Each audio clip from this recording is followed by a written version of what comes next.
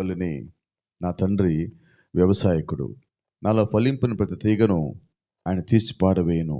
ఫలించే ప్రతి తీగ మరీ ఎక్కువగా ఫలింపవలనని దానిలోని పనికిరాని తీగలు తీసివేయను. నేను మీతో చెప్పిన మాటను బట్టి మీరిప్పుడు పవిత్రులై ఉన్నారు. నా యందు నిలిచి ఉండుడి, మీ యందు నేను నిలిచి ఉందును. తీగ ద్రాక్షవల్లిలో నిలిచి ఉంటే గాని తనంతట తాను ఎలాగో ఫలింపదో, అలాగే నా యందు నిలిచి ఉంటే కానీ మీరును ఫలింపరు. ద్రాక్షవల్లి నేను, తీగలు మీరు. ఎవడు నా యందు నిలిచి ఉండినో, నేను ఎవనియందు నిలిచి ఉందునో వాడు బహుగా ఫలించెను. నాకు వేరుగా ఉండి మీరేమీ చేయలేరు. ఆమేన్. పరిశుద్ధుడా, జీవం గల దేవా, జీవాధిపతి నాయన, ఈ సాయంకాలం మా ముందుకు తీసుకొచ్చిన యొక్క లేఖనాన్ని బట్టి నీకు వందనాలు ప్రభువా. నిశ్చయంగా లేఖనం మేము ఇంటి ఉండగా దేవా దీన్ని సంపూర్ణంగా విరిచి మాకు అర్థమైన రీతిలో మాకు దయచేసి మా హృదయాలను ఆత్మల మీ యొక్క స్వాధీనంలో ఉంచుకొని నడిపించమని, నిశ్చయంగా ఈ యొక్క వాక్యం మాకు దీవెనకరంగాను ఆశీర్వాదకరంగాను మమ్మల్ని మార్చే వాక్యంగాను ఈ రాత్రి మా మధ్యలో ఉంటే సహాయం మాకు దయచేయమని ప్రభువైన యేసుక్రీస్తు నీ నామములో ప్రార్థిస్తూ ఉన్నాం. ఆమేన్. God bless you. అందరం కూర్చుందాం. Praise the Lord. ఆమేన్. మనం పరిశుద్ధ గ్రంథంలో తరచుగా ఎప్పుడు ఒక మాట చూస్తూ ఉంటాం. ఏంటంటే మాట చాలా చోట్ల యేసుక్రీస్తు మనల్ని 2-3 సంగతులతో పోలుస్తూ ఉంటాడు. మొదటిది గొర్రెల కాపరిని పోలుస్తాడు ఒకటి. రెండోది గోధుమలు అని చెప్పి పోలుస్తాడు ఆయన. మూడోది ద్రాక్షవల్లిని పోలుస్తున్నాడు. మరి గమనిస్తే గతంలో మనం మాట్లాడున్నాం. గోధుమ గింజను మనం చూసినప్పుడు గోధుమ గింజ లోపల ఎక్కడా కూడా మనకి జీవం కానీ చెట్టు కానీ కనబడదు. అది ఎండిపోయి ఉంటుంది. కానీ దాని లోపల దేవుడు ఆ జీవం గల ఆకుపచ్చ మొక్కని దాచిపెట్టి ఉంచాడు. ఆమేన్. అలాగే దేవుడు ప్రతి వారిలో కూడా బయటికి కనిపించేది ఒకటి ఉంటే లోపల కనిపించేది ఒకటి ఉంటుంది. వాక్యానుసారంగా ఉండేది ఒకటి, వాక్యానుసారంగా లేనిది ఒకటి. బయటికి కనిపించేది కాదండి, లోపల దాచిపెట్టినది. ఈ కాలం వర్తమానం ఒక మాట చెప్తూ ఉంటుంది, అంత్యకాల సూచన విత్తనం అని. End time science seed. ప్రతి కాలంలో దేవుడు రకరకాల మొక్కలు బయటికి రావటానికి ఆ మొక్కలకి సంబంధించిన విత్తనాలను ముందే నాటిపెట్టాడు. ఎక్కడ నాటాడంటే ఆదికాండంలో నాటిపెట్టాడు. ఆదికాండం 1వ అధ్యాయంలోనే ఆయనని నాటేశాడు. అయితే కాలానుగుణంగా ఏ ఏ సమయంలో ఏ చెట్టు మొలకెత్తాలో దేవుడు ముందే నిర్ణయించాడు. ఆమేన్. దానికి మీకు ఒక చిన్న ఉదాహరణ చెప్తాను. ఇప్పుడు ఆవాలు మీరు నేల మీద కానీ చల్లితే, మంచి నేల మీద కానీ చల్లితే ఎన్ని రోజులు పడుతుంది ఆవాలు చెట్టు రావటానికి? 3వ రోజుకి వస్తాయి. Praise the Lord. ఎందుకంటే చిన్నప్పుడు ఈ స్కూల్లో చేసే పని అన్నమాట అది. దాన్ని ఏమంటారు, ఇన్స్పెక్షన్ ఏదో జరుగుతుంది స్కూల్లో కూడా. సంథింగ్ ఏదో ఒక ప్రోగ్రామ్ బయట ఎవరి నుంచో ఎక్కడి నుంచో వచ్చి చెక్ చేస్తారు స్కూల్స్ ఎలాగున్నాయని. గవర్నమెంట్ స్కూల్లో చదివితే తెలుస్తుంది అది. వాళ్ళు నేలను తడిపేసి శనివారం పూట, శుక్రవారం పూట, సోమవారం వాళ్ళు వస్తారంటే దాని మీద ఆవాలు జల్లేసి వెళ్ళిపోతే సోమవారం కల్లా మొక్కలు వచ్చేది. రాసేసి వెళ్ళిపోయాడు ఒక లెటర్స్ లాగా, అది మొక్కల్లాగా వచ్చేసేది. అది 3 డేస్లోనే, జస్ట్ 3 డేస్లోనే. అయితే ఇప్పుడు ఒక మాట అడుగుతాను నేను. ఒక ద్రాక్ష చెట్టుని తీసుకొచ్చి నాటాక దానికి ద్రాక్షకాయలు రావాలని ఎంతకాలం పట్టింది? చెట్టు వచ్చింది, దాన్ని ఫలం రావడానికి ఎంతకాలం పడుతుంది? 6 months నుంచి 2 years పడుతుంది. మినిమం 6 నెలల నుంచి 2 ఏళ్ళు పడుతుంది. ఇప్పుడు ఇలా మాట్లాడుకుందాం. ఒక మామిడి చెట్టు, మామిడి టెంకనిగా నాటితే అది చెట్టు రావడానికి ఎంతకాలం పడుతుంది? కాయ రావడానికి ఎంతకాలం పడుతుంది? 3 to 5 years పడుతుంది. అవునా? ఆల్మండ్ బాదం చెట్టు ఉంది, బాదం కాయలు రావడానికి ఎంతకాలం పట్టింది? 8 to 12 years. 8 నుంచి 12 సంవత్సరాలు పడుతుంది. నిజమైనది, మంచిది, శ్రేష్టమైనది రావాలని 12 years పడుతుంది. అంటే మీరు గమనించండి, చెట్లు వస్తున్నాయి, దాని ఫలములు రావాలి. అలాగే మన జీవితం కూడా. మనం వచ్చాం, చర్చిలోకి వచ్చాం, క్రైస్తవులోకి వచ్చాం, యేసుక్రీస్తు నమ్మాం, బాప్టిజం పొందాం. అయితే మనలోంచి వచ్చే ఫలాలు ఎప్పుడైతే బయటకు వచ్చినాయో దాన్ని బట్టే మనం ఎవరో నిర్ధారించబడుతుంది. అప్పుడు దాకా మనం నిర్ధారించబడాల. పేరుకి చెట్టు కలిగి ఉన్నాం, మామిడి చెట్టు అంటున్నాం, వేప చెట్టు అంటున్నాం, దానిమ్మ చెట్టు అంటున్నాం, పేరుకి మాత్రం పలుకుతున్నాం. అయితే ఎప్పుడైతే ఫలములు వచ్చినాయో అప్పుడు దాని పేరు, దాని యొక్క పిలుపు నిర్ధారించబడుతుంది. అయితే ఈరోజు ఆశ్చర్యమైన వర్తమానం ఏంటంటే అని అంటున్నాడు, నేను నిజమైన ద్రాక్షవల్లిని, మీరు నా తీగలు. 2 సంగతులు ఇక్కడ ఉన్నాయి. మొదటిది ఏంటంటే, మీరు ఎప్పుడైనా గమనిస్తే మిగతా అన్ని చెట్లకిను పనస చెట్టుకి ఉన్న తేడా చెప్తారు ఒకసారి నాకు. పనసకాయలు కాసే చెట్టుకిను మిగతా అన్ని చెట్లకి ఉన్న తేడా ఏంటంటే, కొమ్మలకి కాయలు కాదు, ముందు ఆ చెట్టు మొదలు ఏదైతే ఉందో దానికే వచ్చేస్తాయి పనసకాయలు, మిగతా దానికి రావు అలాగా. అది ఇక్కడ ఏంటంటే, ఈరోజు మన వర్తమానం ఏంటంటే, ద్రాక్ష చెట్టుకి కాయలు రావు, దానికి ఉన్న తీగలకి కాయలు వస్తాయి. కాబట్టి ఇక్కడ యేసుక్రీస్తు పలికిన మాట ఏంటంటే, నేను ద్రాక్షవల్లిని, మీరు నా తీగలు. ఇప్పుడు ఫలాలు ఎక్కడ రావాలి? వినబడలేదు. ఆయనకా మనకా? ఆయనకా మనకా? ఆయన ద్రాక్ష చెట్టు, మనం తీగలం. ఫలాలు ఎక్కడ రావాలి? ఏం ఫలాలు రావాలి చెప్పండి? ఆ ద్రాక్ష చెట్టు ఏమైతే అయి ఉన్నదో, నువ్వు ఆ దానిలోంచి వచ్చిన తీగవైతే, ఇప్పుడు ఆ ద్రాక్ష వేర్లు కలిగిన జాతి ఏదైతే ఉన్నదో ఆ జాతి ఫలములే మన లోపల నుంచి రావాలి. అవునా? అంటే ఇప్పుడు యేసుక్రీస్తు జాతి ఇది. ఎందుకంటే ఆదికాండం 1వ అధ్యాయం 11వ వచనం ఒకసారి చదవండి. ఒకసారి ఆదికాండం 1వ అధ్యాయం 11వ వచనం. That's it, first verse of the Genesis chapter 1, I mean 11, 1 and 11. 1వ అధ్యాయం 11వ వచనం. ఇది ఎవరు చదవరు ఒకళ్ళు కూడా. 1:11 ఏమున్నది? ఏమన్నాడు చూడండి అక్కడ. దేవుడు గడ్డిని విత్తనములు ఇచ్చే చెట్లు ఏమన్నాడు? తమ తమ జాతి ప్రకారము తమలో విత్తనములు గల, 2 చెప్పాడు, విత్తనములు గల ఫలమిచ్చు భూమి మొలిపించును గాక. భూమి పని మొలిపించడమే, అది ఏదైనా, అది మంచిదైనా చెడ్డదైనా మొలిపిస్తుంది. ఇప్పుడు ఆయన అక్కడ మాట్లాడేది ఏంటంటే, విత్తనములు ఇచ్చేది, ఫలములు ఇచ్చేది మొలకెత్తాలి. తర్వాత ముఖ్యమైనది తమ తమ జాతి ప్రకారం. ఈరోజు మన ప్రభు అయిన యేసుక్రీస్తులోకి వచ్చామంటే, మనకి కులము, మతము, జాతి అన్నీ పోతే మనం ఆయనలో పుట్టినవాళ్ళం. అవన్నీ నాలో ఉండగా నేను క్రీస్తులోకి రాలేను, ఇంకా పుట్టలేదని. అంటే నా ఆచారమైనది, సంప్రదాయబద్ధమైనది, అయితే ప్రాంతీయమైనది, ఇవన్నీ చచ్చిపోతే తప్ప మన క్రీస్తులో మనం తిరిగి జన్మించలేం. ఒకవేళ నాలో అవన్నీ ఉన్నాయి అంటే దాని అర్థం ఏంటంటే నేను ఇంకా క్రీస్తులో జన్మించాల.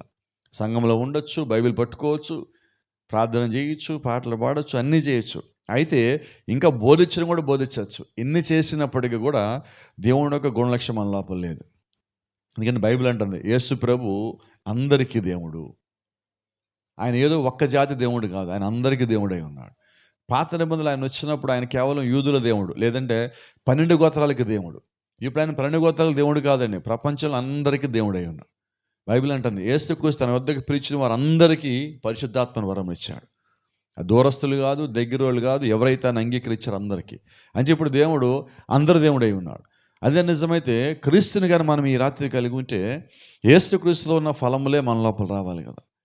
ఆయన ప్రేమ కావాలి, ఆయన దయాగుణం రావాలి, ఆయన క్షమాగుణం రావాలి, ఆయన సహనం రావాలి, ఆయనలో ఉన్న దయాళత్వం రావాలి, మంచితనం రావాలి, దీర్ఘశాంతం రావాలి.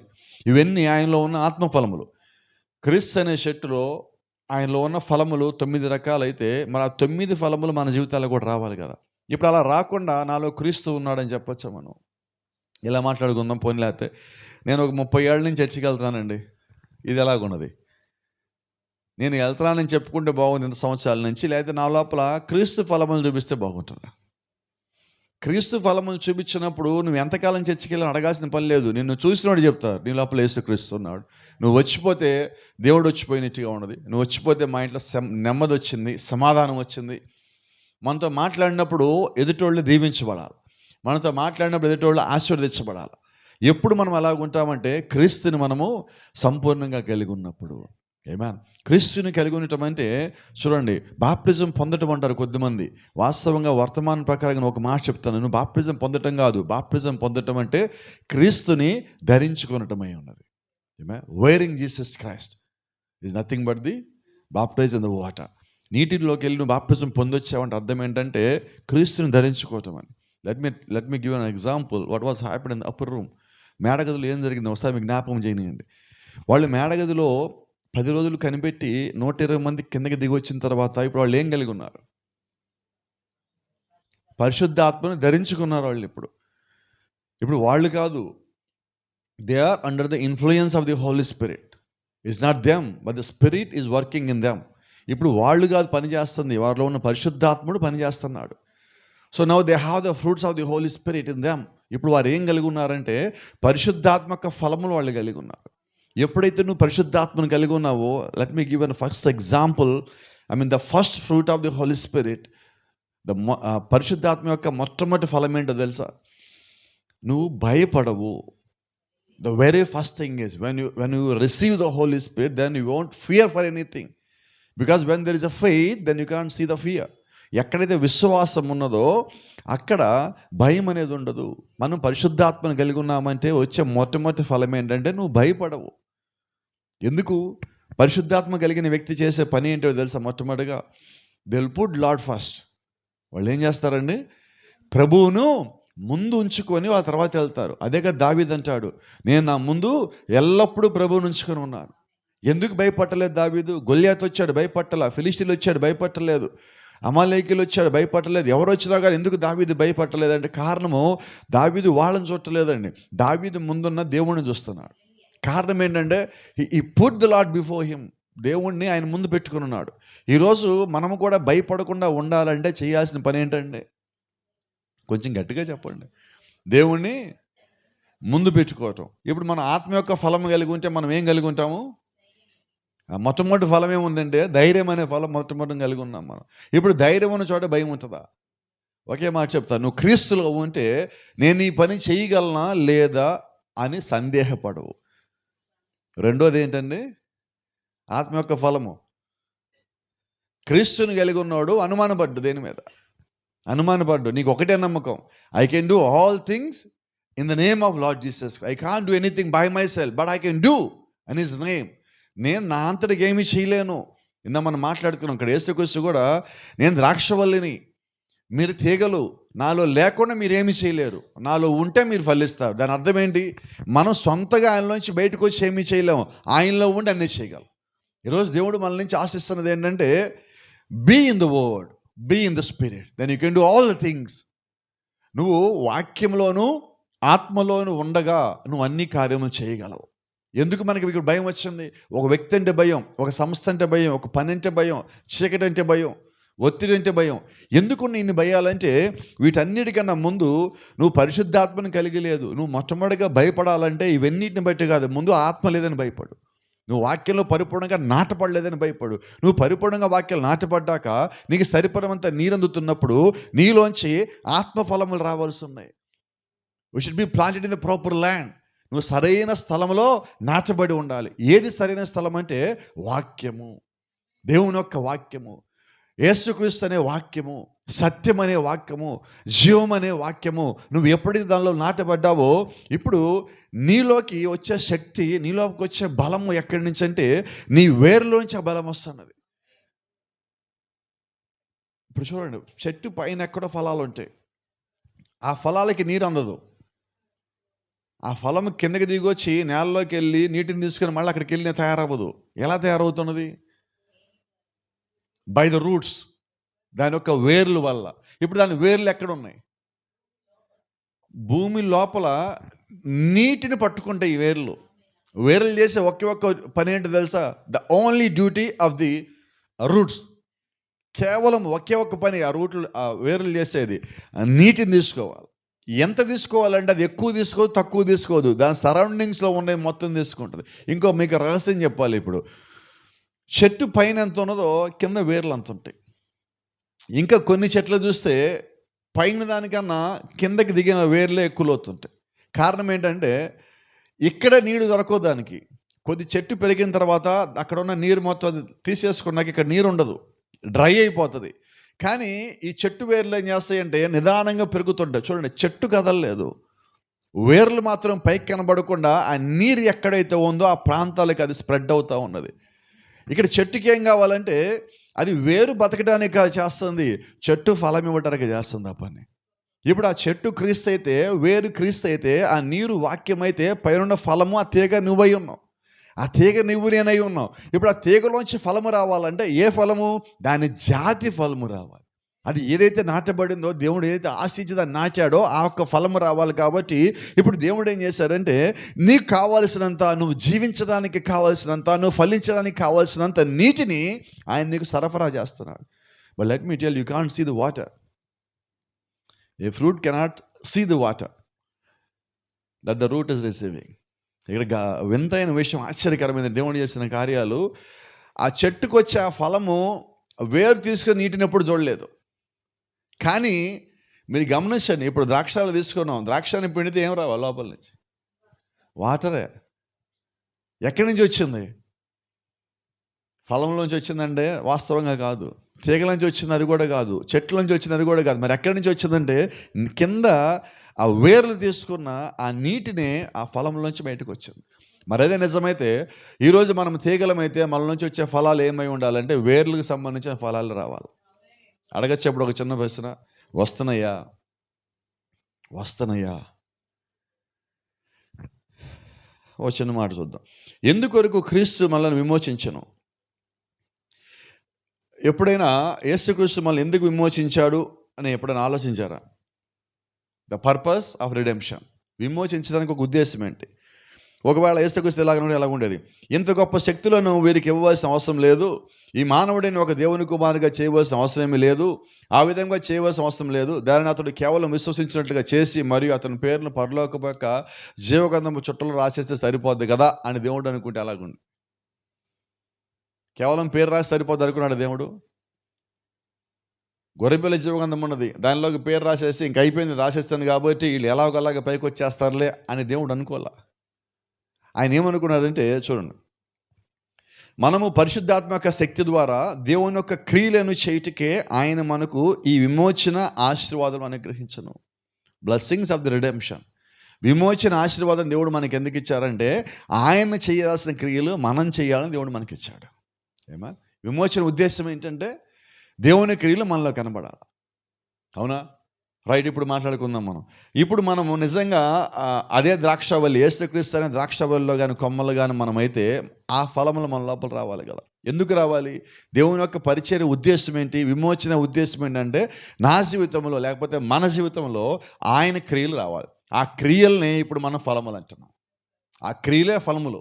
ఇప్పుడు మనలోంచి ఏ ఫలములు రావాలి? దేవునిలోకి వచ్చాం, వాక్యంలోకి వచ్చాం, బాప్తిజం పొందాం, సంఘానికి వెళ్తున్నాం, ప్రార్థన చేస్తున్నాం, బైబిల్ చదువుతున్నాం, విశ్వాసం కలిగి ఉన్నాం, ఎంతో కొంత దేవుళ్ళు ముందుకెళ్ళామంటే ఇప్పుడు మనలోంచి వచ్చే ఫలములు ఏంటి? అయితే ఈరోజు ఎటువంటి ఫలములు కలిగి ఉన్నామంటే కొంచెం బాధాకరమైన ఫలములు మనం కలిగి ఉన్నాం. ఈ కాలం వర్తమానికుడు ఒక మాట చెప్తాడు, ద్రాక్షవల్లి రెండు రకాలు. అవునా? నిజమైన ద్రాక్షవల్లి, అబద్ధపు ద్రాక్షవల్లి. ఇప్పుడు రెండు చూడటానికి ఎలా ఉన్నాయి? Both are look like same. రెండు ఒకేలాగా ఉన్నాయి. అయితే తేడా ఎక్కడుంది? చెట్టు అలాగే ఉన్నది, తీగ అలాగే ఉన్నది. మీరు గమనిస్తే కాడు ద్రాక్షవల్లికిను నిజమైన ద్రాక్షవల్లికి ఉన్న తేడా ఏంటంటే ద ఓన్లీ డిఫరెన్స్ ఈజ్ అది కొంచెం పెద్దగా కనిపిస్తుంది దీనికన్నా. మీరు గమనించలేదు? ఎప్పుడైనా గురుగు గోధుమలు పక్కనే నాటండి, ముందే చెట్టు వస్తుంది తెలుసా? గట్టిగా చెప్పండి. గురుగు వస్తుంది. ఏంటి కారణం? దానికి స్పీడ్ ఎక్కువ. ఎందుకు స్పీడ్ ఎక్కువ? దాని పని అదే, అది త్వరగా పెరిగిపోవాలి, త్వరగా అది వెళ్ళిపోవాలి, చోటుకి వెళ్ళిపోవాలి. గోధుమది ఏంటి? దీనికి ఎప్పుడు నిదానమే, ఎప్పుడు నెమ్మది. దీనికి ఒక పద్ధతి ఉంటుంది, ఆ పద్ధతి ప్రకారం ఇది పోయేది ఉంటుంది. ఇప్పుడు ఇక్కడ మీరు గమనించండి, నిజమైన ద్రాక్షవల్లికి ఇది ఎక్కడంటే అక్కడ నాటిది అవ్వదు. దీన్ని ఏ స్థలంలో నాటాలో ఆ స్థలంలో నాటాల. మన రోడ్డు పక్క నాటే ద్రాక్ష చెట్టు నువ్వు వచ్చేయంటే అవ్వదు. ఇప్పుడు వేప చెట్టు ఎక్కడెక్కడ వస్తుంది? తుమ్మ చెట్లు ఎక్కడ వస్తాయి? రహస్యం చెప్పనా, మీరు ఏ స్థలాన్నైనా కొన్నేళ్ళు వదిలేసేయండి, అక్కడ తుమ్మ చెట్టు అదే వస్తుంది. కానీ ద్రాక్ష చెట్టు రాదే. ఒక వ్యక్తిని మీరు ఎప్పుడైనా కొద్ది కాలం వదిలేస్తే ఆ లోపల జీవఫలాలు వస్తాయి. చెప్పండి ఏదన్నా. మనం ఒక ఖాళీ స్థలం వదిలేస్తే ఏమొస్తాయి అనుకున్నాం, మరొక వ్యక్తిని వదిలేస్తే ఏమవుతుంది? కొద్ది నాకు వినబడేలా చెప్పండి. ఏదో చెప్పారు మొత్తానికి, ఏదో నాకు వినబడేలా చెప్పండి. అప్పుడు సమాధానం చెప్పడము ముళ్ళ చెట్లు వస్తాయి.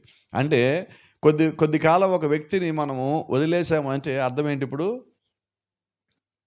వాళ్ళలో ఉన్న ఒరిజినల్ ఏంటో బయటకు వచ్చేస్తుంది. ఇప్పుడు ఎందుకో మీకు చిన్నగా ఒక మాట చెప్తా. ఎదురుగా ఒక ఖాళీ స్థలం ఉంది. మనం పార్కింగ్ కోసం తీసుకున్నాం, జ్ఞాపకం ఉండదా? ఎన్నిసార్లు లోపల చెట్లు తీసేస్తారో మళ్ళీ వస్తున్నాయి. అవునా? కరెక్ట్గా మాట్లాడితే మనం కూడా అంతే. దానికి మీకు ఇంకో చిన్న ఉదాహరణ చెప్తాను. వారానికి ఒకసారి లోపల ఆదివారం మనం వచ్చి అక్కడ వెహికల్స్ పెట్టాలనుకో లోపు ఎవడో ఒకడు వచ్చి ఏదో ఒక బండి అక్కడ అడ్డు పెడుతున్నాడు. లోపల పోవటానికి లేదు. ఏమవుతుంది? లోపల అది మళ్ళా వారం వచ్చేసరికి అలాగే అయిపోతుంది. అలాగే మన క్రైస్తవ జీవితంలో కూడా, విశ్వాస జీవితంలో కూడా ఒక వారం మనం చర్చికి వచ్చి ఒక వారం రాకపోతే ఏమైపోతున్నాం? ఎక్కడ పెరుగుతున్నాయి? మన లోపల ఎక్కడో కాదు. మనం అంటే మళ్ళీ మీకు కోపం రావచ్చు, కానీ మిమ్మల్ని ఎందుకు బాధ పెట్టాలి? నా లోపల ఎక్కడొస్తున్నాయి? నా లోపల. కారణం ఏంటి? మనమే చేసాం దాన్ని అలాగా అంటున్నా. ఇప్పుడు లోపలికి పోటకుండా ఎవడో ఒకడు వచ్చి అడ్డు పెట్టాడు, వాడు అడ్డు పెట్టి అలా వదిలేసాం, లోపల మొత్తం పాడైంది. అలాగే ఎవరో ఒకరి గురించి ఏదో అనుకొని నేను కూడా సంఘానికి ఆగిపోతే లోపల ఏం వస్తాయి తెలుసా? ముళ్ళ చెట్లే వస్తాయి. ఏ ఫలములు రావాలి? ఏమొచ్చినాయి?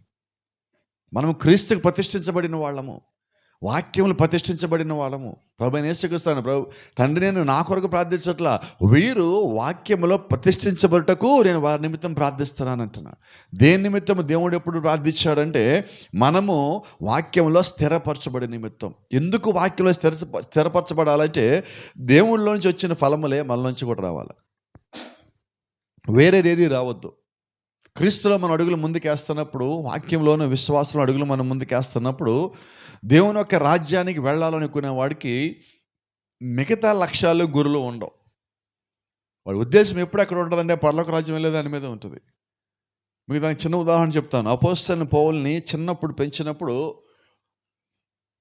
అందరి పిల్లలు కలిసి ఆడుకోవడానికి బయటికి పోతే, పౌలు కూడా ఆడుకోవడానికి వాళ్ళతో పాటు బయటికి పోతే, వాళ్ళమ్మ ఒక మాట చెప్పేది, నువ్వు సన్నిహేంద్రునికి వెళ్ళాల్సిన వాడివి, సన్నిహేంద్ర సభలో ఉండాల్సిన వాడివి, నువ్వు ఇలా మాట్లాడుకోవడానికి వెళ్ళేదండి. ఆయన నచ్చిన బట్టలు వేసుకుంటా ఉంటే, చిన్నప్పుడే ఇంకా సన్నిహేంద్ర సభ అంటే ఏంటో కూడా తెలియదు పౌలకి. అప్పుడు వాళ్ళ అమ్మ ఏం చెప్పేదంటే, సన్నిహేంద్ర సభకి వెళ్ళాలి, నువ్వు ఇలాంటి బట్టలు ధరించకూడదని. కూర్చుంటే నువ్వు ఇలా కూర్చోడానికి లేదు, నువ్వు ప్రాపర్గా కూర్చోవాలి, సన్నిహేంద్ర సభలో సభ్యులు ఇలా కూర్చోవాలని చెప్పేది. ఎప్పటి నుంచి? మీకు తెలుసా, బైబిల్లో మోషేకి చిన్నప్పుడు తల్లి అని చెప్పింది, నువ్వు ఇక్కడే ఉన్నావు కానీ నువ్వు ఐగుప్తీయుడు కాదు, నువ్వు హెబ్రీయుడివి, నువ్వు వీళ్ళ దగ్గరికి వచ్చింది బానిసలాగా ఉంటాను కదా, విడిపించడానికి. చిన్నప్పటి నుంచి చెప్పాక అదే మోషే మీద పెద్దయ్యాక 80 ఏళ్ళ తర్వాత పనిచేసింది అది. అవునా? అండ్ ఇప్పుడు మనం ఏం చేయాలి? నిజంగా మన దేవుని బిడ్డలం అయితే ఎవరికి చెప్పాలి? ఎప్పుడు చెప్పాలి? మనం? బైబిల్ ఒక మాట ఉంది, బాలుడు చిన్నవాడిగా ఉన్నప్పుడే వాడు నడవలసిన వాడికి చూపిస్తే వాడు అక్కడే నడుస్తాడు. పెద్దయ్యాక నడుస్తాడా? పెద్దయ్యాక ఎవరు నడవాలి? మనం నడిపించం, వాళ్ళు నడవాలి. వాళ్ళు నడవాలి. ఇప్పుడు మనం ఏం చేయాలంటే, చిన్నప్పుడే వాళ్ళు నడిపించి వదిలిపెడితే పెద్దయ్యాక వాళ్ళు నడిచి వెళ్తారు. ఇప్పుడు మనము ఈ వయసులో కానీ దేవుడికి వస్తే, ఈ వయసులో మనం దేవుణ్ణి పట్టుకొని నడవాలి. ఎలా నడవాలంటే, వాక్యాన్ని వెంట పెట్టుకొని నడవాలి, వాక్యం వెనకాల నడవాలి. పాత నిబంధనలో దావీదు ఒక మాట అంటాడు, నా పాదములకు నీ వాక్యము దీపమై ఉన్నది. ఇప్పుడు మనకి దీపాలు ఏవి? 2 రకాల దీపాలు ఉన్నాయి. నాకు ఆర్థికంగా సహాయం చేస్తే ఆడి దీపం, ఆడే దీపం, నాకు ఇంకోటి దీపం ఉండదు. ఇక్కడ ఆత్మీయమైన దీపాలు ఎప్పుడు ఆరిపోయినాయి? ఎప్పుడైతే ఒక వ్యక్తిని వెంబడించడం ప్రారంభించున్నావో, నీలో క్రీస్తు బయటికి వెళ్ళిపోయి ఉన్నాడు. బైబిల్ అన్న మాటలో చెప్తే, నువ్వు పరిశుద్ధాత్మను దుఃఖపరుచున్నావు. You suppose to be in the spirit but you grieve the spirit. పరిశుద్ధాత్మను కలిగి ఉండాల్సిన దాని బదులుగా పరిశుద్ధాత్మను దుఃఖపరిచావు. ఎందుకంటే నువ్వు ఎప్పుడైతే ఒక మానవుని నాయకత్వాన్ని నువ్వు ఎన్నుకున్నావో, అప్పుడే నువ్వు దేవుని యొక్క నాయకత్వం నుంచి తొలగిపోతావు. అప్పుడు చాలాసార్లు మనకు ఒక చిన్న మాట మనం చెప్తూ ఉంటాం. కొద్దిసార్లు కొద్దిమంది నోట్లోంచి వచ్చే మాట, మాకు పనే దేవుడు అండి అని చెప్తారు. ఎక్కడుంది అది బైబిల్లో? ఎక్కడన్నా ఉందా పనే దేవుడు అన్నది? లేదు. నువ్వు అలాంటి మాట అంటామని దేవుడు ఏం చేస్తాడంటే, విశ్రాంతిని పని చేయొద్దు అన్నాడు. అంటే అప్పుడు దేవుడు ఎవరు నీకు? ఏ పని చేయకుండా నువ్వు విశ్రాంతి దినం ఉంటేనే ఆ రోజు నువ్వు దేవుడిని నమ్మినట్టు, వెంబడించినట్టు. నేను ఆ రోజు ఏదైనా పని చేయడానికి పోతే అర్థం ఏంటి? ఇప్పుడు నువ్వు ఒకవేళ పని చేయడానికి వెళ్ళొచ్చు, ఏ పనికి వెళ్ళాలంటే దేవుడి పనికి వెళ్ళాలి. దేవుడు ఏర్పాటు చేసిన క్రమం అది. కాబట్టి నేను దేవుల్లో ఉంటే నాలో వచ్చే ఫలం ఏంటంటే దేవుని ఫలాలే రావాలి. వేరేది ఇంకేది రావద్దు కదా. వేరేది ఇంకేదైనా వచ్చినప్పుడు నేను దేవుల్లో లేనట్టు, పరిశుద్ధాత్మను దుఃఖపరిచినట్టు. ఇంకొక మాట, యేసుక్రీస్తు సిలువలో ఒక కేక పెట్టాడు, జ్ఞాపకం ఉన్నదా? ఏలి ఏలి లామా సబక్తాని. చివరి మాట ఏమన్నాడు ఆయన? సమాప్తము, ఇట్ ఈస్ ఫినిష్. ఏమి సమాప్తమైంది ఇంతకీ? పాత నిబంధనలో ఆయన గురించి రాయబడిన ప్రతి ఒక్క లేఖనం సమాప్తమైనది. అయితే సమాప్తం అయిపోయింది ఏంటంటే, యూదులకి ఆయన ఇచ్చిన కాలం అయిపోయింది. ఒకటి సమాప్తమైంది, రెండోది బిగిన్ అవుతుందని అర్థం. ఇప్పుడు వాళ్ళ కాలం సమాప్తం అయిపోయింది, అన్ని జనుల కాలం ప్రారంభించబడింది. నిజమేనా? అంటే ఇప్పుడు అన్ని జనుల కాలంలో దేవుడు పనిచేయటం ప్రారంభించాలి. అప్పుడు దాకా దేవుడు ప్రారంభించాల. సో ఇప్పుడు దేవుడు ప్రారంభించాలి అంటే ఏం చేయాలంటే, దేవుడికి మనుషులు కావాలి. ఆ మనుషుల్లోకి దేవుడు రావాలి. అప్పుడు దేవుడు పని చేయాలి. ఆ కార్యాలను చూసి వాళ్ళు దేవుడిని నమ్మాలి, మనుషుల్ని కాదండి. అపోస్తలను చూసి కాదు, అపోస్తల్లో ఉన్న దేవుణ్ణి చూసి వాళ్ళ అపోస్తల కార్యాలు నమ్మాలి. అందుకని మనం యోహాను గ్రంథం తర్వాత నెక్స్ట్ పుస్తకం పేరేంటి? అపోస్తల కార్యం, యాక్ట్స్ ఆఫ్ ది అపోస్తల్స్, అపోస్తల కార్యములు. అయితే ఇక్కడ గమనించాల్సిన సంగతి ఏంటంటే, అపోస్తలు అందరికీ ఒక సంగతి తెలుసు, మేము చేసే కార్యాలు ఇది మేము చేసేవి కాదు, మాలో ఉండి దేవుడు చేస్తున్నాడు. సో ఎలా తెలిసిందంటే, అప్పటి వరకు వారు జీవించిన జీవితం ఏదైతే ఉన్నదో ఆ జీవితంలో వచ్చిన ఫలాలు వేరు, పరిశుద్ధాత్మ వారి లోపలికి వచ్చిన తర్వాత వచ్చే ఫలాలు వేరు. కాబట్టి వాళ్ళు ఏం అర్థం చేస్తున్నారంటే, దేవుని యొక్క ఆత్మ జ్ఞానాన్ని బట్టి వారు కలిగి ఉన్న జ్ఞానం ఏంటంటే, ఇవి మన వల్ల జరగటం లేదు, ఇది పరిశుద్ధాత్మ దేవుడే మనల్ని వాడుకొని చేస్తున్నాడు. దాని ఒక అర్థం ఏంటంటే, ఇప్పటికీ కూడా బైబిల్లో ముగింపు కాని పుస్తకం ఏదైనా ఉన్నదంటే ఒకటే పుస్తకం, అది అపోస్తల కార్యములు. ఎందుకంటే దేవుడు ఇంకా తన ప్రజల్లో ఉండి కార్యములు చేస్తున్నాడు. దాని ఒక అర్థం ఏంటంటే, మనం చెప్పుకున్నాం, దేవుడు ఎందుకని మనం విమోచించారంటే దేవుని యొక్క కార్యాలు మన లోపల ఉండి చేయటానికి. ఎప్పటి వరకు ఆయన చేయాలి? ఆయన యొక్క రాకడ వచ్చేంత వరకు. ఇప్పుడు మనం ఎదురు చూస్తుంది రాకడ కొరకే. ఈ రాకడ కొరకు ఎదురు చూసే వాళ్ళు చేయాల్సిన పని ఏంటంటే, పరిశుద్ధాత్మను పొందుకొని పరిశుద్ధాత్మ కార్యములు ఫలముల రూపంలో వారి జీవితంలో రావాలి. ఇది దేవుడు మన నుంచి ఆశిస్తున్నది. రైట్. ఇప్పుడు మనం వచ్చిన పని ఏంటి? భూమి మీదకి ఒక 2 నిమిషాలు అలా మాట్లాడేసుకుందాం. ఎంతకీ మనం భూమి మీదకి వచ్చి ఏ పని మీద వచ్చాం? ఇప్పుడు ఇంతకీ మనకి ఇవ్వబడిన పని ఏంటి? ఎవరు చెప్పదలుచుకోలేదు. పరిశుద్ధాత్మను పొందుకొని పరిశుద్ధాత్మ కార్యముల ద్వారా లేకపోతే క్రియల ద్వారా మనం పరిశుద్ధాత్మ ఫలములు కలిగి ఉండాలి. ఇది మన పర్పస్. అయితే ఇప్పటి వరకు మనం ఏం చేస్తున్నాం చెప్పండి? మనకి లక్ష్యాలు ఉన్నాయి, గుర్రలు ఉన్నాయి, మనకు నిర్ణయాలు ఉన్నాయి, మనకు కొన్ని ఆశలు ఉన్నాయి, కొన్ని కోరికలు ఉన్నాయి, కొన్ని తీరని కోరికలు ఉన్నాయి, కొన్ని తీరతాయో లేదో తెలియని కోరికలు ఉన్నాయి, ఊహలు కొన్ని ఉన్నాయి, ఊహల్లో జీవితాలు కొన్ని ఉన్నాయి. అయితే వాస్తవంలో మనం ఎక్కడున్నామంటే వాక్యానికి దూరంగా ఉన్నాం. అయితే దేవుడు మన నుంచి ఆశించింది ఏంటి? మన లోపలికి వచ్చి మనలో ఉండి ఆయన కార్యాలు చేసి ఆ కార్యాలతో అనేక మంది ఆకర్షించబడితే అప్పుడు దేవుడు మనల్ని తీసుకుని పరలోకానికి వెళ్ళాలి. ఇప్పుడు దేవుడు మనల్ని పరలోకానికి తీసుకెళ్ళే విధంగా మన లోపల కార్యాలు ఉన్నాయా? చెప్పండి కొంచెం త్వరగా, గట్టిగాను వినబడేలా చెప్పండి కొంచెం. నాకు ఉన్నాయా? ఎట్లాగా? ఓ చిన్న మాట చెప్పండి, అంటే అందరికీ తెలిసింది కాబట్టి అర్థం అవడం కోసం నేను చెప్తున్నాను, త్వరగా మనం గ్రహించడానికి. మన దగ్గర ఒక ఫోన్ ఉన్నది. ఈ ఫోన్లో మనం ఎవరికి చేస్తూ ఉంటాం జనరల్గా?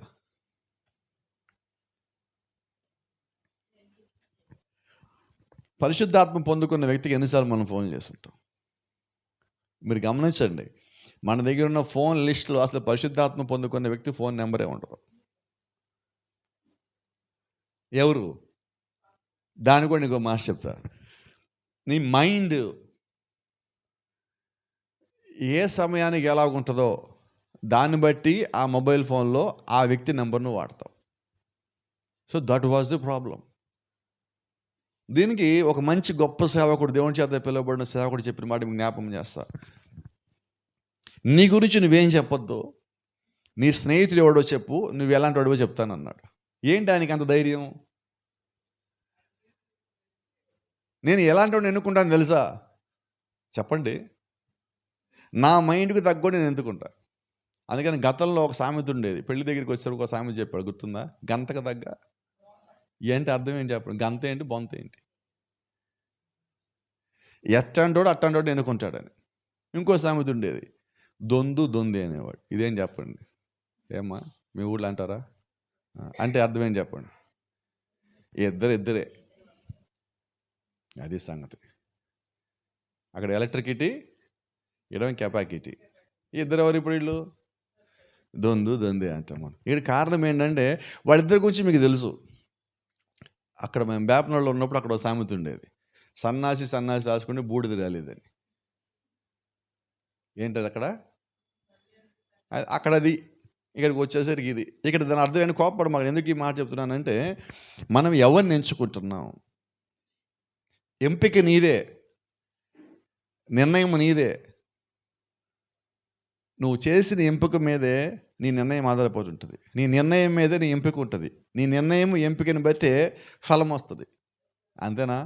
ఇప్పుడు ఫలాన్ని తిడితే ప్రయోజనం ఏంటి చెప్పండి? అంతేనా? ఇప్పుడు ఒక మాట మాట్లాడుకుందాం. ఎట్లా చెప్తే మీకు ఎక్కడెక్కడ తిరిగి వస్తున్నట్టుగా ఉండదు, గుంటూరులో ఉన్నట్టుగా లేదు. డైరెక్ట్గా మాట్లాడుకుందాం. ఈరోజు మన జీవితం ఎందుకు ఇలాగుంది? త్వరగా చెప్పండి కొంచెం. ఈరోజు మన జీవితాలు ఎందుకు ఇలాగ ఉన్నాయంటే, because of our selection and election. మన యొక్క ఎంపిక, ఎన్నిక బట్టి ఈరోజు మనం ఇలాగున్నాం. నిజమైన వాక్యం వచ్చినప్పుడు మనం దాన్ని పట్టుకోవలసి ఉన్నాం, దాన్ని పొందుకోవలసి ఉన్నాం. నువ్వు దాన్ని పొందుకున్నప్పుడు, దాన్ని పట్టుకున్నప్పుడు అది నీ యొక్క ఎన్నిక అయి ఉన్నది. అయితే ఆ ఎన్నిక నీది కాదు. నిజమైన వాక్యం ఎద్దకు వచ్చినప్పుడు నువ్వు దాన్ని పట్టుకోవడానికి దేవుడు చేసిన ఎన్నిక. It was not your election, but by the grace of, దేవుని కృపను బట్టి దేవుడు మనల్ని ఎన్నుకున్నాడు. అందుకే బైబిల్ అంటూ ఉంటుంది, ఆయనే మొదటిగా నిన్ను ప్రేమించును.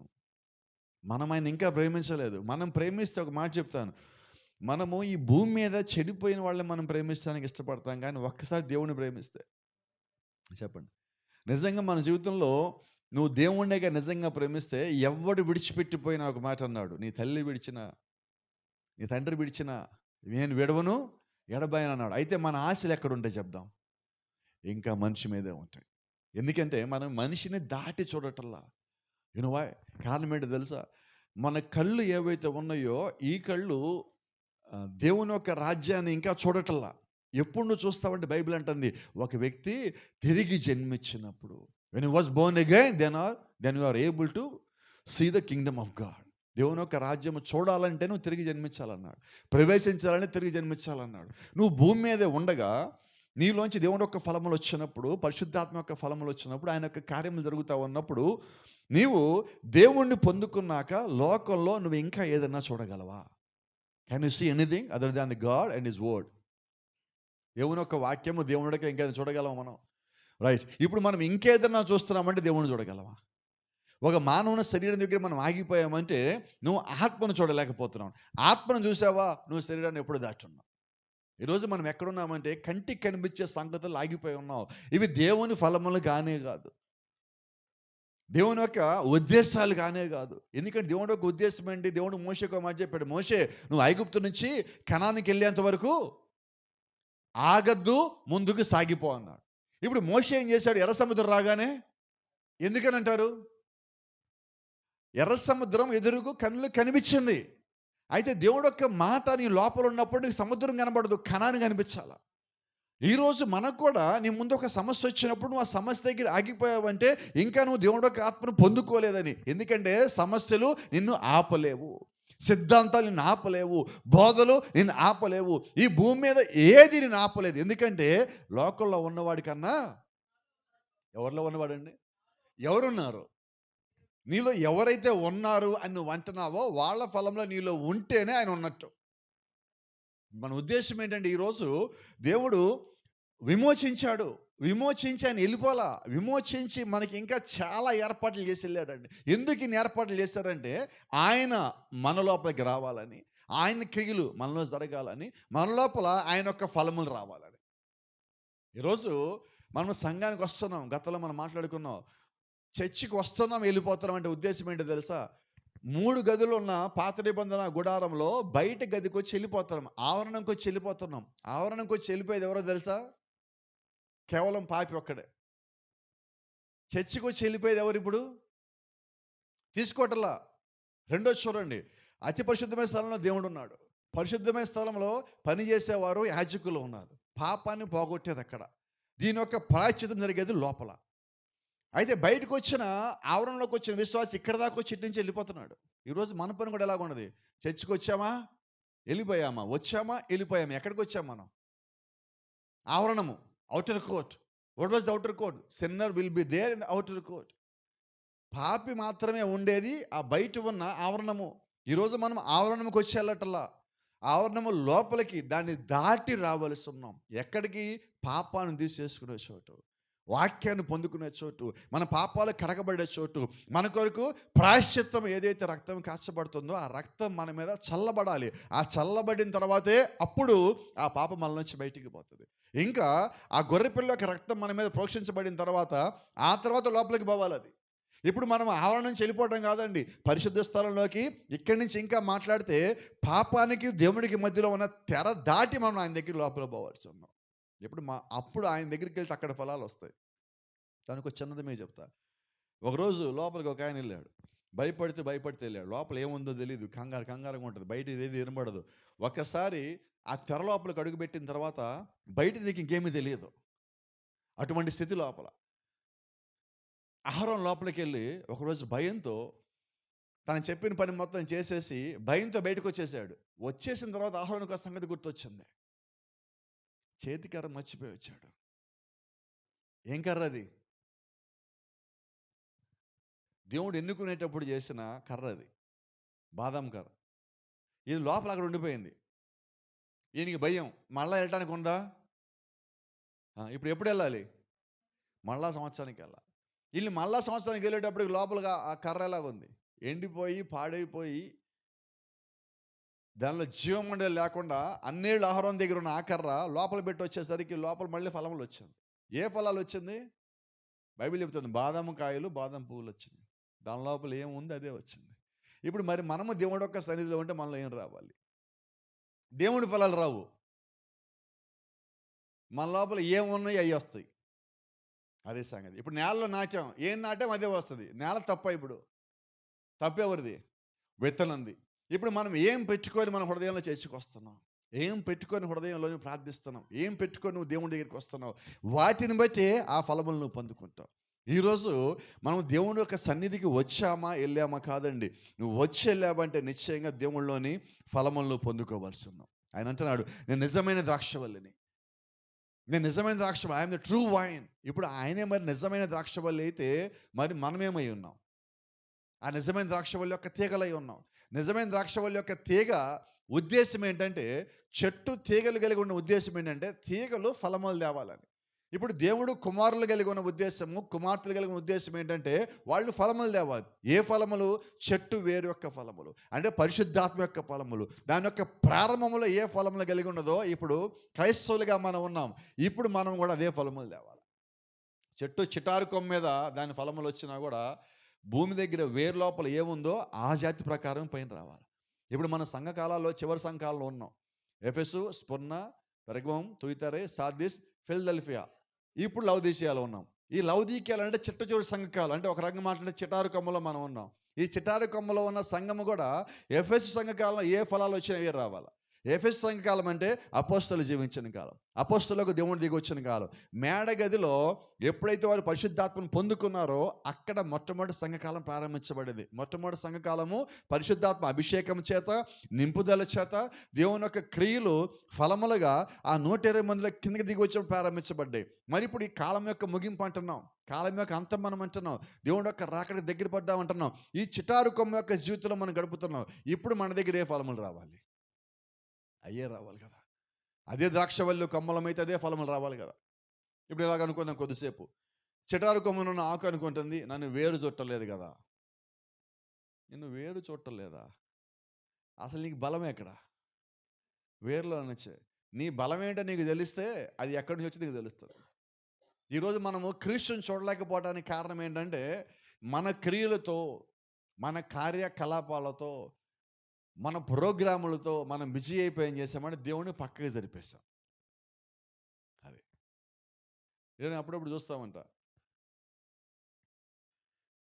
కొద్దిమంది వీళ్ళు ఉంటారు, దెయ్య పిల్లలు అంటారు వాళ్ళని. నేను టిక్ టాకులు చేస్తూ ఉంటారు వాళ్ళు.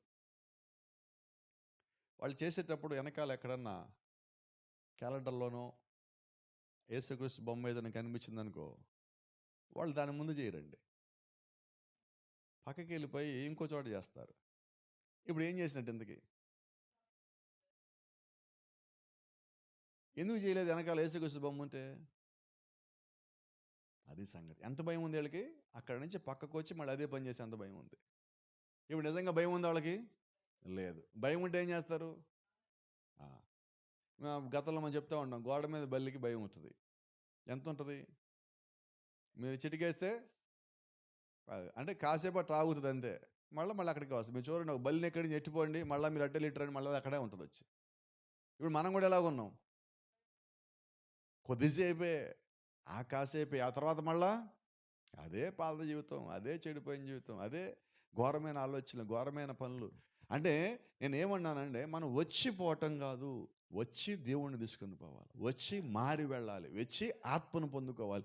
అప్పుడు కదా మన లోపల అన్నీ బయటికి పోయి లోపల జీవితం మారాలి. ఈరోజు మనం ఏం చేస్తాం తెలుసా? దాక్కుని చేస్తున్నాం చాలా పనులు. ఇలా మాట్లాడుకుందాం త్వరగా అర్థం అవటం కోసం. మనం ఒక పని చేస్తున్నాం, చర్చిలో వాళ్ళకి కనపడకుండా చేయాలి ఏ పనైనా, అంతేనా? ఎస్సా నోనా? ఎందుకు చర్చిలో వాళ్ళు కనపడకుండా చేయాలి? రేపు చర్చిలో వాళ్ళకి కనిపిస్తే ఎక్కడైనా అడుగుతారేమో. ఇది మనం చేస్తున్న పని. ఎవడు అడగడు, అడగాల్సిన పని ఎవరికి లేదు. ఎందుకంటే మనం ఏ కాలంలో ఉన్నామంటే పరిశుద్ధాత్మ బహుగా పనిచేసే కాలంలో ఉన్నాం. నిన్ను చూసి అడగాల్సిన పని ఏముంటుంది? చూసింది ఎవరు? ఇప్పుడు దేవుడు. సమాధానం ఎవరు చెప్పాలి? మనుషులకు వాదిస్తాం, కానీ దేవుడి దగ్గర, నీ దగ్గర వాదించడానికి పదాలు లేవు, అక్షరాలు కూడా లేవంట. నేను దేవుడి ముందు నిలబెట్టడానికి నువ్వు ఎప్పుడు సిద్ధపడద్దు. ఎందుకంటే నీ మనసులో ఉన్న ఆలోచన కూడా ఎరిగినవాడు ఆయన. ఆయనకి ఏం సమాధానం చెప్పగలమంటే సమాధానం లేదు ఆయన దగ్గర. కాబట్టి చేయాల్సింది ఏదైనా ఉండదంటే ఒక్కటే, నేను చేసే తప్పు అయితే దాని నుంచి పక్కకి తప్పుకోవటం. నువ్వు ఎప్పుడైతే నువ్వు చేసే తప్పు అని తెలిసి పక్కకి తప్పుకున్నావో, అప్పుడు నీలోంచి వచ్చే ఫలములు నీ ఫలములు కాదు. అప్పుడు దాకా నీ ఫలములు. అప్పుడు తప్పు అని తెలుసుకొని పక్కకి తప్పుకున్నాక నీలోంచి వచ్చే ఫలములు నీ ఫలములు కాదు, కానీ దేవుని యొక్క ఫలములు. ఎందుకు తప్పన్నావు నువ్వు అంటే, వాక్యాన్ని పోల్చుకొని నేనేంటి, ఈ జీవితం ఏంటి? ఆయన నిజమైన ద్రాక్ష వల్ల అయితే, నేను తీగ అయితే, ఈ దరిద్రమైన ఫలాలు ఆలోచన రావద్దు కదా, ఈ చెడిపోయిన ఫలాలు రావద్దు కదా, కాలు ద్రాక్ష ఫలాలు రావద్దు కదా, కాల పక్కన ఫలాలు మన దగ్గర రావద్దు కదా. ఎక్కడ ఫలాలు రావాలంటే, నది ఒడ్డున నాటబడిన చెట్టు యొక్క ఫలములు మన జీవితాల్లో రావాలి కదా. క్రీస్తులో నాటబడితే క్రీస్తు యొక్క ఫలములు రావాలి కదా. ఆత్మచేత నాటబడితే ఆత్మ యొక్క ఫలములు రావాలి కదా. నిజంగా మనము ఆయన ద్రాక్ష వల్ల అయితే, ఆయన యొక్క తీగల మనమైతే, మనలో ఉన్న ఫలములు విలువైనవై ఉండాలి కదా, అది ఆశీర్వాదకరమైనదై ఉండాలి కదా, అది దీవెనకరమైనదై ఉండాలి కదా. నిన్ను చూసి ఇతరులు ఆకర్షించబడే విధమైన ఫలములు నాలోంచి రావాల్సి ఉన్నాయి కదా. అప్పుడు కదా మనం దేవుని కుమారులు కుమార్తెలు అయ్యేది. అది కదా మన యొక్క జీవితం కావాల్సింది. ఈరోజు ఇంకా కప్పిపుచ్చి, ఇంకా దాచిపెట్టి ఏం జీవితం అంటే ఇది? నేను అంటున్నాను, ఇది దేవుడి దగ్గర ఆమోదయోగ్యమైనది కాదు. ఇది దేవుడి దృష్టిలో దేవుడిని ఎంత మాత్రమో చూడండి, ఆయన కృపిచ్చాడు, కనికరమిచ్చాడు, జాలిచ్చాడు, రక్తం ఇచ్చాడు, అన్నీ ఇచ్చాడు. అయితే నీకు రహస్యం చెప్పాలా, ఆయన నిన్ను చూస్తానే ఉన్నాడు. అన్ని ఇచ్చిన, యు మస్ట్ నో ఇట్. ఆయన ఇంకా చూస్తానే ఉన్నాడు. కాబట్టి ఇప్పుడు నేను ఎలాగ ఉండాలి? ఈరోజు ఇంకా మన ఆలోచన ఎలాగ ఉన్నాయంటే, ఎవరు లేరు కదా, అందరూ వెళ్ళిపోయారు కదా, ఇక నేను నాలాగా జీవించవచ్చు. అంటే ఇప్పుడు మనం ఏం చేస్తామంటే, you are simply hiding your original character. I tell you, is watching you everywhere. ఒంటరిగా ఉన్నప్పుడు మనలో ఉన్న నిజమైన క్యారెక్టర్ బయటకు వస్తున్నది.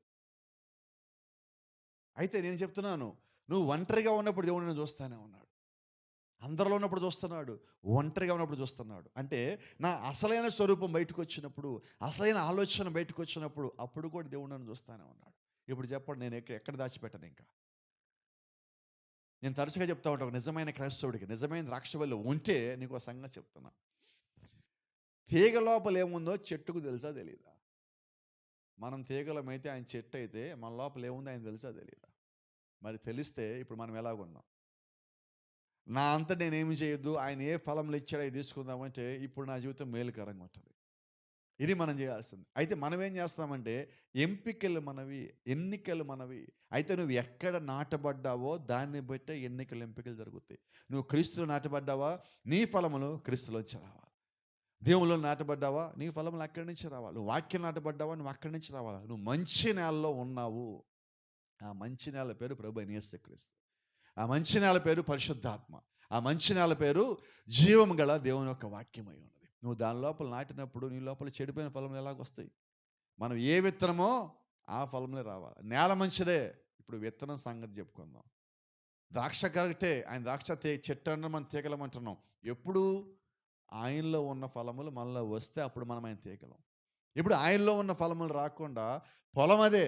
పొలం యొక్క లక్షణం మీకు చెప్పాను. అక్కడ ఏం నాటినా వస్తుంది. మీరు కాడు ద్రాక్ష వల్ల నాటినా వస్తుంది. మంచి ద్రాక్ష వల్ల నాటినా కానీ వస్తుంది. ఇప్పుడు మనం సంఘం అనే దానికి తీసుకుందాం. ఈ స్థలంలోకి తీసుకొచ్చి చెడిపోయింది పెట్టినా దాని ఫలములే వస్తాయి. మంచిది పెట్టినా దాని ఫలములే వస్తాయి. అయితే ఆ ఫలములు వచ్చాక మనం ఎవడో బయటపడతాడు. ఇప్పుడు మనం క్రైస్తవులం అంటే మన లోపల చే ఫలములు రావాలి. దేవుని యొక్క ఫలములు, వాక్య ఫలములు, పరిశుద్ధాత్మ ఫలములు. ఆమేన్. దేవుని యొక్క రాజ్యానికి వెళ్ళేవి అవసరమై ఏవైతున్నాయో రావాలి. ఇక్కడ చూద్దాం ఒక చిన్న మాట. ద్రాక్ష చెట్టు దాని ఫలములు కలిగి ఉన్నను తనంతట తాను ఆ ద్రాక్ష చెట్టు ఫలములు ఇవ్వలేదని మీరు ఎరుగుదురు. కావున ద్రాక్ష చెట్టు నుండి తనంతట తానుగా అది ఫలములు తీసుకొని రాలేదు. ఆ ఫలమును తీసుకొని వచ్చుటకే దానికి కొమ్మ కావలెను. ఇది దేవుడు మనల్ని కొమ్మలుగా చేసిన కారణం. కాబట్టి మీరే ఆ కొమ్మలు లేదా తీగలై ఉన్నారు. అందుచేత ద్రాక్ష చెట్టు తన శక్తిని అంతటితో దేన్ని ఫలింప చేయలేదు, కానీ దాని తీగ ఆ శక్తిని అంగీకరించితేనే దాని ద్వారా ఫలమును ఫలించగలదు. Now we have to accept the word, then only you will bear the fruit. దేవుని యొక్క ఆ ద్రాక్ష చెట్టులో ఉన్న దాని యొక్క శక్తిని మీరు ఒప్పుకున్నప్పుడే, అంగీకరించినప్పుడే మీ లోపల నుంచి ఆ ఫలములు వస్తాయి అంటున్నాడు. మరి అదే నిజమైతే పరిశుద్ధాత్మ శక్తిని మనం ఒప్పుకోకుండా దేవుని యొక్క పరిశుద్ధాత్మ ఫలములు ఎలాగ వస్తాయి? ఆత్మ యొక్క ఫలములు రావాలంటే ఆత్మను అంగీకరించాలి. అంగీకరించమంటే దాన్ని పొందుకోవటమని. ఈరోజు మనం ఏమంటున్నాం? నేను తప్పు చేశా. ఓకే.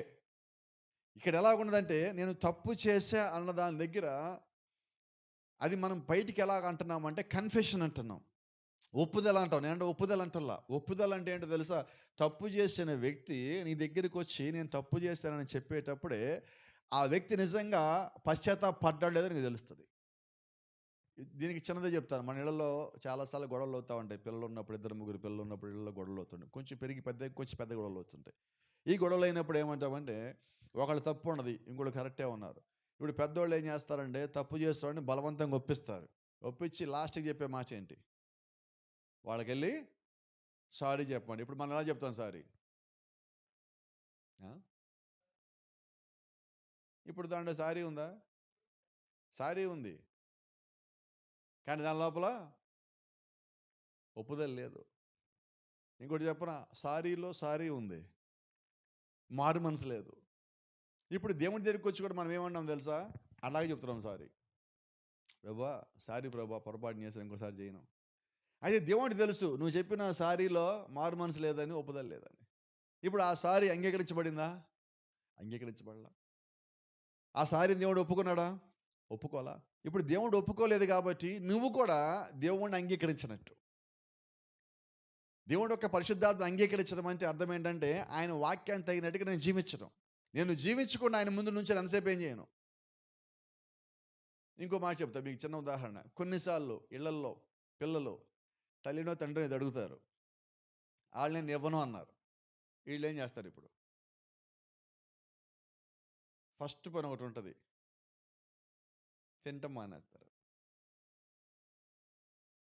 వాళ్ళకి కానీ ఒక గది ఉంటే గదిలోకి పోతారు, లేదంటే ఒక మూలకి పోతారు. ఎప్పటి వరకు? ఇప్పుడు తండ్రి తల్లి తర్వాత ఇస్తారు, కానీ వాళ్ళు ఇచ్చిందంటే ప్రేమ లేదు, పోయింది. ఇప్పుడు అది తీసుకొని ప్రయోజనం ఏంటి? ఇప్పుడు మనం కూడా ఏం చేస్తున్నాం? దేవుడు వద్దు అన్నాక మనం అక్కడే పోయి కూర్చొని గుమ్మం దగ్గర కూర్చున్నాం. దేవుడు గుమ్మం దగ్గర ప్రార్థన గుమ్మం దగ్గర కూర్చుంటాం. కూర్చొని ఏం చేస్తున్నాం? ప్రభా ఏదో చేయ ప్రభా, నాకు అది కావాలి ప్రభా, ఏదో చేయ ప్రభా, అది కావాలి. ఇప్పుడు దేవుడు ఇచ్చేదంటే ఏమున్నది? ఉన్నదా ప్రేమ? బిలాముకి వస్తే దేవుడు ఒక మాట చెప్పాడు. బిలాము ఆశపడ్డాడు, బండి నిండా డబ్బులు తీసుకుందాం, బట్టలు తీసుకుందాం, బంగారం వచ్చింది తీసుకుందాం. బాలాకి ఇచ్చాడు కదా. ఐగుప్తు నుంచి వారు అక్కడికి వెళ్తామంటే వాళ్ళని శపించడానికి ఇంక లంచం వచ్చింది. ఆ లంచం ఎదురు కనిపిస్తుంది. ఈయనేమో దేవుడు ప్రవక్త, కానీ వాళ్ళని శపించకూడదు. వెళ్ళే దేవుడు యొక్క ప్రజలు. ఇప్పుడు బిలాం ఏమడిగాడంటే దేవుడి దగ్గరికి ఎలాగెళ్ళాలి తెలుసు, ఎలా ప్రార్థించాలో తెలుసు, దేవుడిని ఎలా రమ్మనాలో తెలుసు, వచ్చాక దేవుడితో ఎలా మాట్లాడాలో తెలుసు, అన్నీ తెలుసు. అయితే అన్నీ దేవుడు కార్యక్రమాలన్నీ చేసి దేవుడు వచ్చాక అన్నాడు, ప్రభువా నేను వాళ్ళని శపించాలన్నాడు. ఎవరిని? ఆయన పిల్లల్ని శపించడానికి ఈయన లంచం తీసుకుంటున్నాడు. ఇప్పుడు దేవుడు ఇస్తాడా? ఇప్పుడు మనం దేవుని పిల్లలమై ఉన్నాం. మనల్ని శపించడానికి దేవుడు ఎవరికైనా అవకాశం ఇస్తాడా? ఇవ్వలా. ఇప్పుడు దేవుడు అన్నాడు, వాళ్ళు నా పిల్లలు నువ్వెలా శపిస్తా పో అవతల పో అన్నాడు. వెళ్ళాడా? అవతల బొమ్మన్నాక కొండ మంచి ఇక్కడి నుంచి పోయి ఇంకో కొండకి ఎక్కాడు. ఇంకో చివరికి ఎక్కాడు. మళ్ళీ 7 బళ్ళు కట్టి అక్కడ అర్పించాడు. అక్కడ మళ్ళీ దేవుడిని పిలిచాడు. మళ్ళీ అడుగుతున్నాడు. లాస్ట్‌కి దేవుడు సరే తీసుకుపో అన్నాడు. ఇచ్చాడా ఇంతకి దేవుడు? ఇవ్వలా. ఇప్పుడు చెయ్యి జాపి కొండంచు నుంచొని చెయ్యి జాపి ఏమని శపించాడు? దీవించబడిన ఇజ్రాయేలు ప్రజలారా అంటున్నాడు. ఏం చేద్దామని వచ్చాడు? శపిద్దామని. ఇచ్చాడు దేవుడు అంటున్నా. ఇవ్వలేదు. ఇప్పుడు దేవుడు ఏం చేశారంటే బిలామునోడిని ఆయన వాడుకుంటున్నాడు. ఆడుకొని దేవుని ప్రజల్ని మళ్ళా దీవించాడు. ఇంకొక దీవెన ఇచ్చాడు ఇప్పుడు. అంటే ఇప్పుడు దేవుడు మనం అడిగింది ఇచ్చాడా? ఇవ్వట్లేదండి. కానీ మనం ఏం చేస్తున్నాం? అడుగుతానే ఉన్నాం. అందుకే ఒక మాట చెప్తా. దేవుడు ఒకవేళ నీకు ఏదైనా ఇవ్వలేదంటే అది నీ మేలు కొరకే. కానీ ఇది అర్థం చేసుకోవడం కష్టం. ఎప్పుడు నీకు తెలుస్తుందంటే కొద్ది కాలం గడిచిపోయిన తర్వాత. చాలాసార్లు ఒక మాట అన్నాను. మనం పట్టుకునే మంచి కాదు. వదిలేయటం మనకి ఇష్టం ఉండదు. ఆ తాడు అవతలోడు పట్టుకొని లాగుతా ఉన్నాడు. ఎంతకాలం పట్టుకుంటావు తాడు? ఎంతకాలం? ఆ తాడుకి నీ చెయ్యంత ఒరిసిపోద్ది. బలవంతా అక్కడే పెడుతున్నావు. కొద్దిసేపు దాన్ని ఒకసారి వదిలేయి. దేవుని చిత్తమా ఎక్కడ పోయిన దగ్గరికి అది మళ్ళీ వస్తుంది. దేవుని చిత్తం కాదా ఎంతకాలం పట్టుకుని నేను విడిచిపోతుంది. రాత్రి అదే చెప్తున్నా. అపవాది శక్తి నిన్ను ఎంత గట్టిగా పట్టుకున్నా దేవునిని పక్క తీయాలనుకుంటే ఆడి శక్తి నీ మీద పనిచేయదు. నీ అంతా నువ్వు అపవాది దగ్గరికి పోయావా దేవుడు ఎంత లాగినా నువ్వు రావు. అదే లెక్క. కాబట్టి జ్ఞాపకం పెట్టుకోండి. నువ్వు దేవుడి చిత్తంలో ఉన్నావా దేవుడు ఫలములే రావాలి. మన మీద ఎవరి ప్రభావం ఉందో తెలియాలంటే వాక్యం పక్కన పెట్టుకొని దేవుడు యొక్క వాక్యం ముందు పెట్టుకొని ఆ వాక్యంతో మనం పోల్చుకుంటా ఉన్నప్పుడు మన జీవితం ఏంటి, మన క్రియలేంటి, మనలోంచి వచ్చే ఫలములేంటి, మనం ఎవరో మనకు తెలుస్తుంది. ఎవరో మనకు చెప్పక్కర్లా. ఎవరో ఒక వ్యక్తి వచ్చి మనం చూపించి మన మొక్క మీద ఏలిపెట్టి నువ్వు ఎలాగలాగని చెప్పక్కర్లా. మనం జీవించే జీవితము ఈరోజు చాలా ఎక్కువగా మాట్లాడుతుంది మన మాటల కన్నా కూడా. అందుకని బైబిల్లో ఒక మాట ఉంటుంది. నువ్వు ఇక్కడ జీవించేదానికన్నా నీ సాక్ష్యం పరలోకంలో ఎక్కువ మాట్లాడుతుంది. మన సాక్ష్యం పరలోకంలో ఎక్కువ మాట్లాడుతుందంటే దాని అర్థం ఏంటి? సాక్ష్యం అంటే జీవితం. ఇప్పుడు మన జీవితం ఎలాగ ఉండదంటే ఫలములు వచ్చేదిగా ఉండదా? లేదు. అయితే మనము ఫలములు వచ్చే వారికి కనిపిస్తున్నాం. కానీ దేవుని ఫలములు రావట్లా. ఏదో ఒక ఫలములు అతికించుకొని తిరుగుతున్నాం. గతంలో మీకు చెప్పాను కదా నేను.